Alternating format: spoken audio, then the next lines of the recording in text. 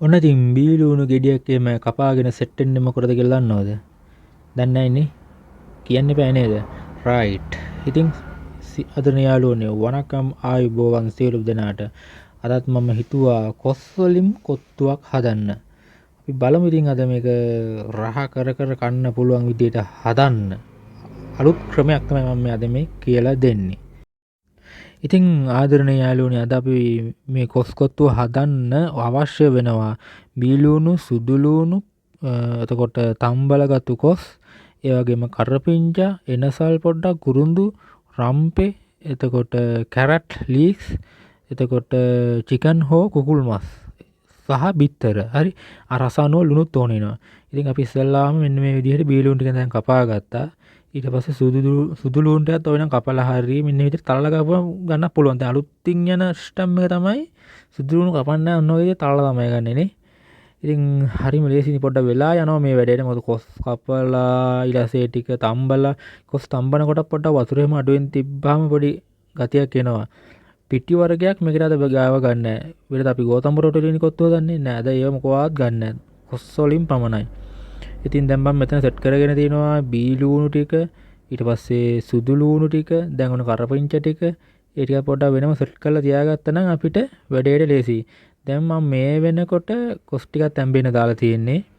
මොකද කොස් තම්බන හැටි මම ඔයාලට පෙන්නන්න ගියොත් වීඩියෝ එක ගොඩාක් දිග්ගැස්සෙන නිසා මම බොහොම කෙටි කරලා තමයි තියෙන්නේ. සීලුම් ද්‍රව්‍ය ටික ඔන්න ඔය සෙට් කරගෙන තමයි තියෙන්නේ. මේ දින්නේ අපි තම්බලා ගත්තු කොස් ටික. මම කොස් තම්බනකොට කහ කුඩු පොඩ්ඩක් දාගත්තා. පාටක් ආවා එතකොට එකකින්. ඊළඟට මෙතන තියෙනවා කපාගත්තු කැරට් ටික. ඊට පස්සේ තියෙනවා කපලාගත්තු ලීස් ටික තියෙනවා. තම්බලා බදලාගත්තු චිකන්. හරි. ඊට පස්සේ ඉතින් මෙන්න ඉතින් ලොකු වළඳක්. ඒක අපිට හරියන ප්‍රමාණයේ වළඳක් අරගෙන වළඳ පොඩ්ඩක් තියලා දැන් ඉතින් තෙල් ටිකක් දාලා මේ රත් වෙන්න තමයි තියෙන්නේ. ඊට පස්සේ රත් වෙනකොට ඔන්න ඔය ඉස්සෙල්ලාම විතර ටික දැම්මා. හරි. මම බීලුණුත් කපා ගත්තේ නේ. ඔක කපලා ගත්තා. ඉස්සෙල්ලාම පෙන්නුවා නේද? රයිට්. ඉතින් බිත්තරේ පොඩ්ඩක් උඩට එහෙට මෙහෙට අර හයි වෙන දෙන්නේ නැතුව ඉජස් කිරීමක් තමයි තියෙන්නේ. තෙලුත් ඉතින් මේකට වැඩි මම දැම්මේ නැහැ. හරි. බිත්තරේ දැන් හොඳට ටෙම්පරාදු වෙනව නේද? ඉතින් තව වෙන මේකට තක්කාලි ගෙඩියක් එහෙම තිබුණොත් හොඳයි.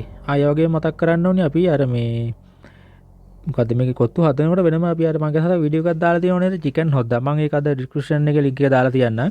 ඔයගොල්ලන්ට බලන්න බලන්න චිකන් හොදි හදන හැටි. චිකන් නැතුව චිකන් හොදි හදන හැටි එකෙන් බලා ගන්න පුළුවන්. ඉතින් අන්නේ හොද්ද ඕනේ වෙනවා. මම ඒකත් අද වෙලාසරින් හදාගත්තා. හරි රයිට්. මම මෙතන පොඩි මිශ්‍රණයක් දැම්මේ. දැන් ඔයගොල්ලෝ හිතනවා ඇති වෙනද මිශ්‍රණේ ඉස්සෙල්ලාම දාන්නේ. අද නෑ. මම පොඩි වෙනසක් කළාත් එක්ක විතර ටිකෙන් බැදගෙන තමයි පොඩ්ඩක් මිශ්‍රණය දැම්මේ. දැන් මේක ගැඹුරු තෙලේ නෙමෙයි මිශ්‍රණේ බෙදෙන්නේ එතකොට.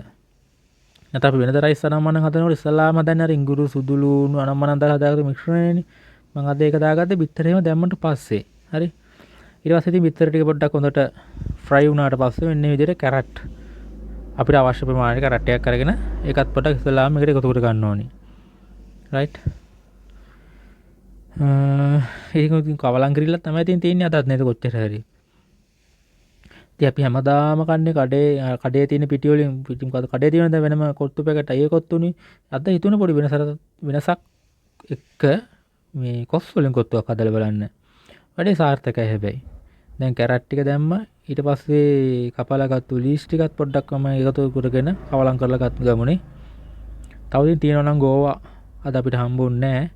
ගෝවා කෑල්ලකුත් තිබුණා නම් තව පොඩ්ඩක් රසයක් වැඩි. ඒ වගේම ඉතින් ඔයගොල්ලෝ කැමති නම් පොඩි සුප් යට කෑල්ලක් හරි ඔයගොල්ලෝගේ රසකාරකයක් මොන හරි දානවා නම් දාන්න. නමුත් අර ඉඟුරු සුදු ලුණු නම් මේ එහෙම දාලා අපි මිශ්‍රණය හදාගත්තේ. අන්න ඒක දැම්මට පස්සේ මේ ඔය රසකාරක කියන එක පොඩ්ඩක් අත්‍යවශ්‍ය වෙන්නේ නැහැ. ඒක දානකොට මාර සුවඳකුත් දැනෙනවා මේකෙන්. රයිට්. දැන් ඔන්න මේක දාලා තියෙනවා බිත්තර එතකොට කැරට් ලීස් ඒ ඔක්කොම දාලා තමයි තියෙන්නේ. අපි ඊළඟට කතෝර ගන්න මෙන්න විදිහට කොස් ටික. හරි. කොස් මං අද ගොඩාක් ගත්තා. ගොඩක් ගත්ත ඉතින් තැම්බුනන් පස්සේ දන්නවනේ වෙන සීන් එක. කොස් ටිකත් ඔහොම ඉතින් මේකට දාගෙන හොඳට එකතු කරගන්න තමයි තියෙන්නේ. ඉතින් මාදරණීය යාළුවනේ මම මතක් කරනවා මගේ මේ YouTube channel එක කුක්ලසා YouTube channel එක subscribe කරලා පොඩි like පාරකුත් දාන ගමන් පොඩි කමෙන්ට් එකකුත් දාන්න අමතක කරන්න එපා කියලා මම ආදරෙන් මතක් කරනවා මගේ ආදරණීය යාළුවන්ට. ඒ වගේම විවිධ අඩුපාඩු තියෙන්න පුළුවන්. මොකද විවිධ සද්ද එහෙම ඇහෙන්න පුළුවන්. ඉතින් සමාව දිනවා. ඉතින් ඔන්න ඔය විදිහට දැන් කොස් ටිකක් දාගත්තට පස්සේ අපි අර තම්බල ගත්තු තම්බල බැදලා අරන් දෙන්නේ මේ චිකන් එක. මම ඉස්සෙල්ලා කිව්වේ අපි ඒ ටික අරින් මේකට දාගන්නවා. තියා ඉඳලා නැහැ ඉන්නේ. හරි. දැන් මේ වෙනකොට හොඳ සුවඳක් එනවා. රයිට්. අපි ඊට පස්සේ කෑලි මිරිස් පොඩ්ඩක් මේකට එකතු කරගත්මු. සැර පොඩ්ඩක් කන කටින් තව ටිකක් දාගත්තට ගැටලුවක් වෙන්නේ නැහැ. මම සැර අපි වැඩි කන්න තියෙන පොඩ්ඩක් ලාවට පොඩ්ඩ කෑලි මිරිස් ටිකක් දාගත්තේ. ඒ වගේම රස අණුව ලුණු කුඩු පොඩ්ඩක්. රයිට්. ඒකත් ඉතින් මේකට දාගෙන හොඳට කවලම් කරලා තමයි තියන්නේ ආයේ මුල ඉඳන්ම නේද? දැන් පොඩ්ඩක් අර සුවඳත් එනවා. කොස් අර ඉඟුරු සුදු ලුණු මං කිව්ව මිශ්‍රණය. ඒකත් දැම්මම පස්සේ එන සුවඳයි දැන් මේ ටිකෙන් එන සුවඳයි මාර සුවඳක් එන්නේ. බඩගිනි සුවඳ කියන්නේ එන්නේ සුවඳ එන්නේ. හරි. ඉතින් හොඳට කවලම් කරන් තමයි තියෙන්නේ මේ ටිකත්. ඉතින් මම නැවතත් මතක් කරනවා කුක්ලසා YouTube channel එක subscribe කරලා පොඩි like පාරක් දාලා අඩුපාඩුවෙම තියෙනවා නම් පොඩි comment එකකුත් දාන්න. මම මුකුත් කියන්නේ නැහැ. ඊට පස්සේ අර මං කිව්ව හොද්දක් ගැන අන්නේ හොද්ද මම ඉතින් මං හදාගත්ත හොද්දක් දැන් මේක මෙහෙම දා ගන්නවා. හරි. මට අද තක්කාලි සෝස් පොඩ්ඩකුත් හම්බුණා. ඒකත් මම පොඩ්ඩක් දාලා තියෙන හොද්දට. නිකන් දෙහින් හින්දා වගේ දැන් ඒකත් පොඩ්ඩක් දැම්මා. තක්කාලි සෝස් නෙමෙයි සමා වෙන්න මේ සෝය සෝස්. හරි. අපි හොදි දානකොට පොඩ්ඩක් බලාගෙන දාමු නිකන් මේක වැඩි වුණොත් එහෙම චොප්ප වෙනවා වැඩි. අර අනිත් පිටි වලින් කියන්නේ මේ කඩේ තියෙන කොත්තු පැකට් වලින් නෙමෙයි වගේ නෙමෙයි. හොදි දානකොට පොඩ්ඩක් පෙවේසෙමින් දාන. හොදි පොඩ්ඩක් දැන් මදි වගේ. මදි වුණාට ගැටලුවක් නැහැ. ඉතින් අපි ආයෙ පොඩ්ඩක් දාගන්න පුළුවන් නේ. හොදි ඇති වෙන්න හැදුවා මං. තවත් ටිකක් දාගත්තා. බලන්න හොද්දේ අර උකු අතිය දැන් නියමර තියෙනවා. මම හොද්ද වෙලාසෙනින් හැදුවා දැන් හොඳට නිමිල එහෙම තියෙන්නේ. මදි වගේ ඉන්න පොඩ්ඩක් වුණ වැඩිපුර දාලා ගත්තා. මේක හොද්ද වැඩි වුණොත් එහෙම නිකන් මේක චොප් වෙනවා වැඩි. කොස්සෙන්ද කොසුත් පොඩ්ඩක් අර දියර ගතිය වගේ වැඩිනේ. හරි දාලා ඉතින් කොච්චර හරි මේක කවලම් කිරිල්ලක් තමයි තියෙන්නේ. මං මේ අර ඔය මේවට ගන්න හොද්ද හදන හැටි මම අපි වීඩියෝ එකක් කරලා තිබුණා. මම ඒ link එක description එකේ දාලා තියන්න. ඒතකොට ඔයගොල්ලන්ට ඒ හොද්ද හදන හැටි බලා ගන්න ඕනේ. එතනින් බලා ගන්න පුළුවන්.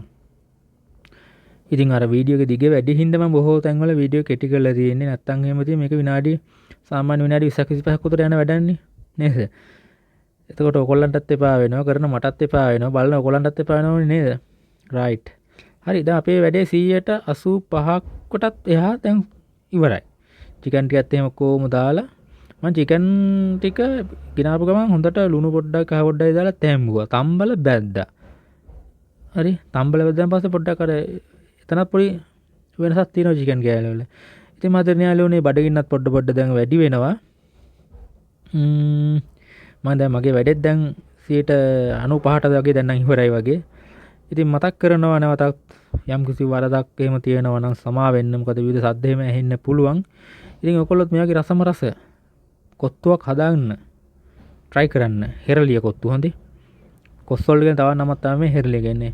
ඉතින් මේනම් සියලුම දෙනාට සුබ දවසක්. අපි අලුත් වීඩියෝ එකකින් නැවත හමු වෙන තුරු මම අදට සමු ගන්නවා. alright bye.